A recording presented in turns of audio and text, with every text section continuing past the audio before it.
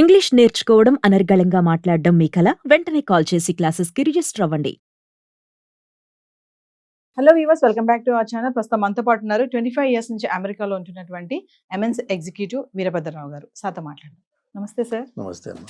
Sir, Trump ఇప్పుడు America వెళ్ళే వాళ్ళు చదువా ఉద్యోగమా రెండు అంటే కుదరదు అంటున్నారు. ఇవి రెండిట్లో ఏదో ఒకటే డిసైడ్ చేసుకుని అమెరికా వెళ్ళాలి, అమెరికా రావాలి అని చెప్పేసి చెప్తున్నారు.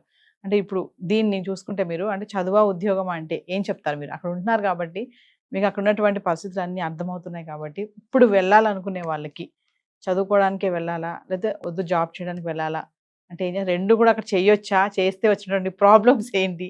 చదువా ఉద్యోగమా అనే చాయిస్ ఎప్పుడు లేదమ్మా. చదువుతున్నప్పుడు ఓన్లీ చదువుతూనే ఉండాలి. సో స్టూడెంట్గా వెళ్దాం అనుకునేవాళ్ళు యాక్చువల్గా చూస్తే మీరు ఇందులో మళ్ళీ బాహాటంగా చేసే దొంగతనమే ఇది. ఎందుకంటే స్టూడెంట్ వీసా అప్లై చేసుకునేటప్పుడు దానికి సపోర్ట్ డాక్యుమెంటేషన్ ఇచ్చేటప్పుడు ఆడిటర్స్ తోటి బ్యాంక్ స్టేట్మెంట్స్ తోటి మనము కాన్ఫిడెంట్గా ఆ యూనివర్సిటీకి స్టేట్మెంట్స్ సప్లై చేస్తాం. ఏమని, మీ దగ్గర అయ్యే కాలేజీకి ఇంత ఖర్చు అవుతుందని నాకు తెలుసు, ఆ మొత్తం ఖర్చు నేను పెట్టుకోగలిగిన స్తోమత నాకుంది, ఇదిగో నా బ్యాంకులో ఇంత బ్యాలెన్స్ ఉంది ఆల్రెడీ, అలానే నాకు ఈ సోర్సెస్ ఆఫ్ ఇన్కమ్ ఉన్నాయి నా ఫ్యామిలీకో నాకో అని మనము ఒక డాక్యుమెంటరీ ఎవిడెన్స్ తయారు చేస్తాం. అది ఎంత నిజమో ఎంత కాదో భగవంతుడు తెలియాలి. సో మీరు క్లియర్గా చెప్తున్నారు, నాకు స్తోమత ఉంది, నేను అమెరికాకు వచ్చి చదువుకునే స్తోమత ఉంది నాకు. అది ఎందుకంటే పర్టికులర్గా ఇక్కడ 100 రూపాయలు ఈక్వల్స్ టు అక్కడ 1 రూపాయి, right, give or take. So 100లో సంపాదించి 1 రూపాయలో ఖర్చు పెట్టగలిగిన దమ్ము నాకుంది అని నువ్వు క్లెయిమ్ చేసుకుని దానికి డాక్యుమెంటరీ ఎవిడెన్స్ పుట్టించి అమెరికాకి వస్తున్నావు. వచ్చినప్పుడు అదే ఫాలో చేసి అలానే 100కి to 1 కన్వర్ట్ చేసి మీ నాన్న దగ్గర నుంచో అమ్మ దగ్గర నుంచో డబ్బులు తెప్పించుకుని ఇక్కడ స్టూడెంట్గా ఉండు అని వాడు చెప్తున్నాడు. ఇందులో ఎక్కడ తేడా ఏమీ లేదు. మన ప్రాక్టీసెస్లో మన దాన్ని లూప్ హోల్స్లో వాటిని రూల్స్ బ్రేక్ చేయడంలో వచ్చిన కష్టాలు తప్ప, if you look at the process it's very clean. నేను ముందే చెప్తున్నా నా దగ్గర దమ్ముందని, వాడు అంటున్నాడు నాన్న నీ దమ్మును బేస్ చేసుకుని ఇక్కడ నువ్వు ఉండు, స్టూడెంట్గా ఉండు అని చెప్తున్నాడు. అంతే, తేడా ఏం లేదు. ఫస్ట్ థింగ్ అది. ఈ స్టూడెంట్గా ఉంటున్నప్పుడు మీకు యూనివర్సిటీలో ఆపర్చునిటీస్ వస్తాయి కొన్ని, అదేదో అది లక్షల్లో రావు, అవి 100లోనే ఉంటాయి. ఆ వచ్చిన కొన్నిట్లోకి మీరు సూటబుల్గా తయారవ్వండి వెళ్ళే ముందే, వాటికి అనుగుణంగా. అంటే ఏంటి, ప్రెజెంటబుల్గా, ప్లెజెంట్గా, try to paste a smile on your face all the time, no matter what. And also అక్కడికి వచ్చేటప్పుడు come there with your eyes wide open. ఏంటి అంటే అర్థము, అమ్మా నాన్నల్ని వదిలేసి 7,000 10,000 ఎన్ని వేల కిలోమీటర్లు ఉందో ఇప్పుడు నాకు తెలియదు, కానీ it's on the other side of the globe. So you're leaving the family and going to a place where మీకు వెనక్కి రావాలంటే 24 గంటలు పడుతుంది.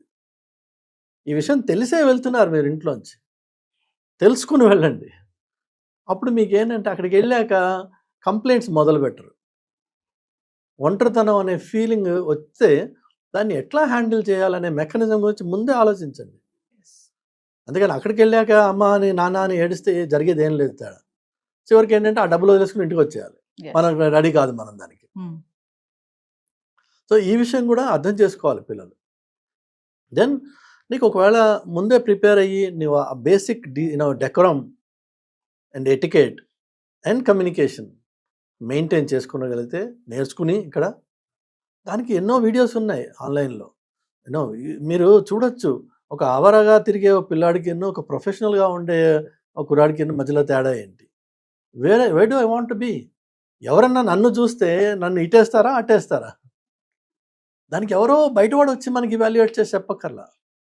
నన్ను నేను దానికి అనుగుణంగా నేను మార్చుకుని అక్కడికి వెళ్ళి if you paste a smile on your face అని, నేను పేస్ట్ అంటాను నేను, ఎందుకంటే లోపల బాధ ఉన్నా పైకి ప్లెజెంట్గా మిమ్మల్ని మీరు ప్రజెంట్ చేసుకోగలిగితే మీకు ఎయిదర్ యూనివర్సిటీలో జాబ్ అన్నా మీ ప్రొఫెసర్స్ హెల్ప్ చేస్తారు, or they will give you guidance, or they will keep you in the loop. as soon as an opportunity opens, they'll call you, provided you are in their good books. Yes. American స్టడీస్లో ఉన్న ముఖ్యమైన part ఇండియాలో వీళ్ళు follow చేయింది ఏంటంటే, అక్కడ ప్రొఫెసర్స్కి super duper power ఉంది, influence ఉంది. వాళ్ళని నువ్వు సర్ అని చెప్పి రెస్పెక్ట్ ఇవ్వక్కర్లేదు, వాళ్ళు రాగానే లేచి నిలబడక్కర్లేదు, కానీ వాళ్ళతో రెస్పెక్టబుల్గా మాట్లాడాలి ఎస్. అండ్ ఇంటలెక్చువల్గా ఛాలెంజ్ చేసుకోవాలి. Try to learn from them and if you know better challenge them. They are open to those challenges. ఇండియాలో ఏంటంటే ప్రొఫెసర్కి మీరు రెస్పెక్ట్ ఇవ్వరు, వాడిని చూడము. అక్కడ అది అవసరం. Not only for the sake of education, ఆ కాలేజ్లో ఉన్న రోజుల్లో కాకుండా సబ్సీక్వెంట్గా మీరు ఎక్కడన్నా ఇంటర్న్షిప్స్ అప్లై చేస్తారు, ఎస్. చేయాలి. అర్థం ఏంటంటే, యూనివర్సిటీస్లో చదువుతున్న పిల్లలు అవకాశం దొరకంగానే ఏ వెకేషనో తీసుకుని ఎక్కడో పోయి ఎంజాయ్ చేద్దాం అనుకునే బదులు, లేక ఇండియా వచ్చేద్దాం అనుకునే బదులు అమెరికాలోనే ఇంటర్న్షిప్స్ అప్లై చేయాలి. That is how you apply your knowledge to the local society. That is how you learn. Yes. అలానే that is how you practically know how a company works. లేదంటే మీకు ఏం తెలుసు, ఒక ఉద్యోగం వచ్చింది, డే 1 వెళ్తారు, log on into the system అని ఉంది, or swipe in some place to get into the premises అని ఉంది. ఓకే, కాలేజీల్లో చేస్తున్నట్టయితే ఇక్కడ వెళ్తారేమో, ప్రిమిసెస్లోకి వెళ్తారు. నెక్స్ట్ ఏం చేయాలి, నీకేం తెలుసు? What is a project, what is project management, ఏమీ తెలియదు. కానీ ఇంటర్న్షిప్ చేసినప్పుడు చాలా మటుకు అవి పెయిడే ఉంటాయి. ఇంటర్న్షిప్ చేసినప్పుడు మీకు ఒక రియల్ లైఫ్ ఎక్స్పోజర్ వస్తుంది. దానివల్ల జరిగే ఇంకొక మంచి లాభం ఏంటంటే, 1, మీకు ప్రాక్టికల్గా మీ నాలెడ్జ్ని వ్యాలిడేట్ చేసుకునే అవకాశం వస్తుంది. రెండోది వచ్చేసి, if you're a good performer, if you prove yourself to be a good sincere working guy, then there is high likelihood ఆ కంపెనీయే మీకు ఫుల్ టైం ఆపర్చునిటీ ఇస్తుంది. Okay. 9 out of 10 times that's what happens. Yes. So అమెరికాలో ఉద్యోగాలు సంపాదించడానికి main path వచ్చేసి internships, yes. Secondary path వచ్చేసి ఆన్లైన్లో అప్లికేషన్స్ పెట్టుకుంటారు, థర్డ్ పాత్ వచ్చేసి క్యాంపస్ ఇంటర్వ్యూస్ జరగచ్చు, వాళ్ళు పికప్ చేసుకోవచ్చు, ఫోర్త్ వచ్చేసి mainly that's the biggest channel which is referral. So ఒక ఉన్న ఎంప్లాయీ ఒక కొత్త వాడిని రిఫర్ చేస్తే వాడికి always get a consideration. Okay. ప్రిఫరెన్సా కాదా, అట్లీస్ట్ ఎ కన్సిడరేషన్. మిగిలిన కొన్ని రెజ్యూమెస్ సగం చదివి కూడా అసలు చదవకుండా సిస్టమే డిక్లైన్ చేసేసి ఉండొచ్చు. నీ రెజ్యూమేకి బికాజ్ ఇంటర్నల్ ఎంప్లాయీ రిఫర్ చేస్తున్నాడు కాబట్టి there is a level of credibility with which it comes. So there is an attention paid to it. A consideration is given and most often they will result into, because పాజిటివ్గా చూస్తున్నారు కదా, మీరు ఏమాత్రం ఆ పాజిటివిటీని encash చేసుకోగలిగితే ఆటోమేటిక్గా it converts into opportunity. అంటే ఇక్కడ ఒక్క విషయం చెప్పండి సార్, చదువుకోవడానికి వెళ్ళిన వాళ్ళు ఓన్లీ చదువుకోవడానికే వెళ్ళాలా, అక్కడ ఉండి జాబ్ చేయొచ్చా, ఇప్పుడున్నటువంటి పరిస్థితుల్లో అది అవుతుందా అంటే ఏం చెప్తారు? సో మళ్ళీ అగైన్ మీకు రిపీట్ చేస్తున్నానమ్మా, జాబ్ అనేది లేదు. కన్ఫర్మ్. చదువుకోవడానికి వెళ్ళిన వాడు చదువుకోవడం మాత్రమే చేయాలి.